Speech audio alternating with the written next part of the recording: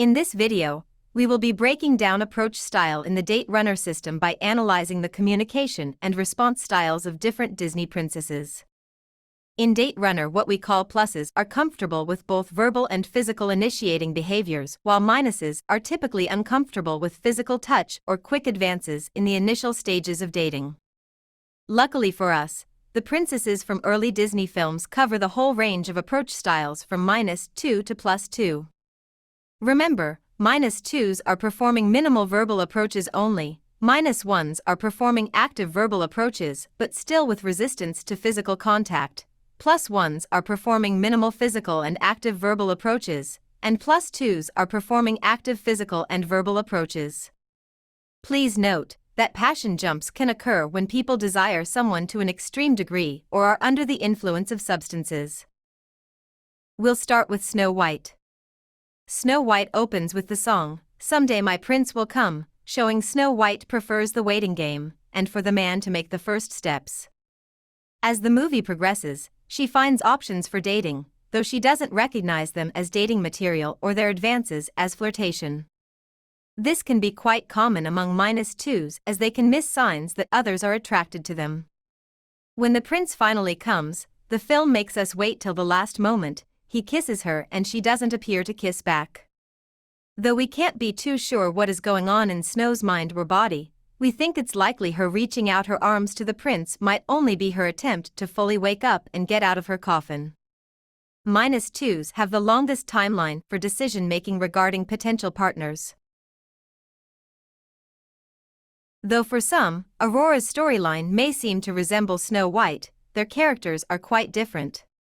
While they may be similar in her dreaminess and willingness to wait for the prince, don't be fooled, Aurora is not passive, she is just asleep. Aurora doesn't have to wait at all.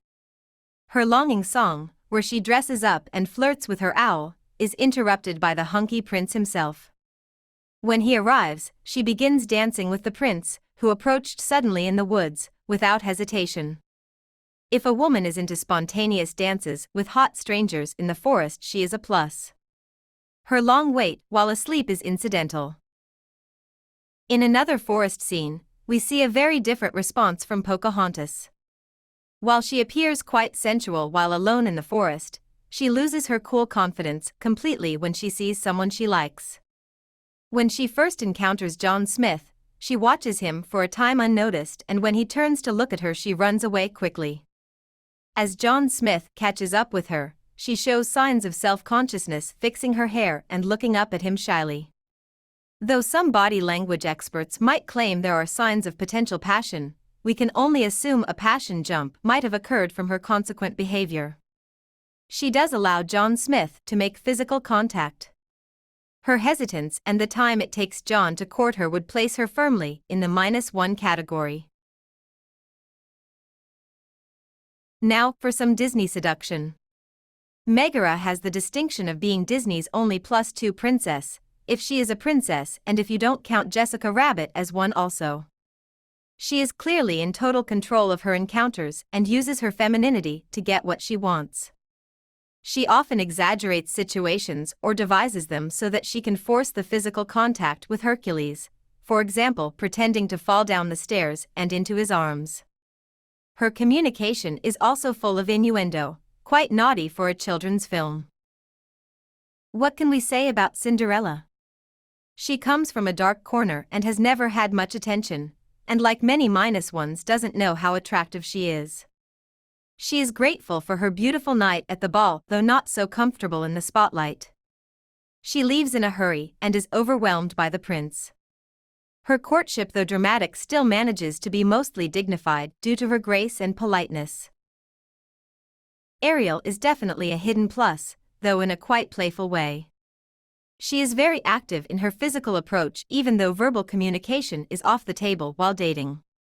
We speculate if she'd had a voice, she would have been quite talkative. She's very comfortable in various states of undress and likes to groom publicly. She has the natural confidence of a performer and is shown as a diva in her opening number. People who are in show business are more likely to be pluses. Belle is a bit odd and isolated from those around her. She is smarter than people in her town, which puts her in a difficult position. The options are quite limited and she is unhappy with even the best option available. She perceives many qualities as buffoonish and likely has a long blacklist. This is potentially why it takes the Beast so long to gain her affection. He must prove he isn't rude or stupid, unlike everyone she's known. Jasmine also appears to be very comfortable with her body, but it might just be very hot in Agrabah. She is not afraid to initiate touch nor unwilling to receive it after brief acquaintance. She has a near kiss with Aladdin after only a short time on her first visit to his humble home. Jasmine is crafty and seems to be trying to find the truth and weigh her options. In contrast, A-'s demeanor is more artless. However, her designs are not so calculated or assertive as A+2's might be. Mulan can't be assessed by the date runner system, as she doesn't enter into any period where she is either actively or passively dating. We see early that Mulan is disinterested in the matchmaking process and has very different ideas for her future. For most of the film she is too busy thinking about war. Though, when the prince comes to her home she does invite him to stay for dinner, which might be the beginning of something. Thanks for watching. If you enjoy our content, please think about backing the project on Patreon or Subscribe Star. We'd also love to hear your thoughts in the comments below.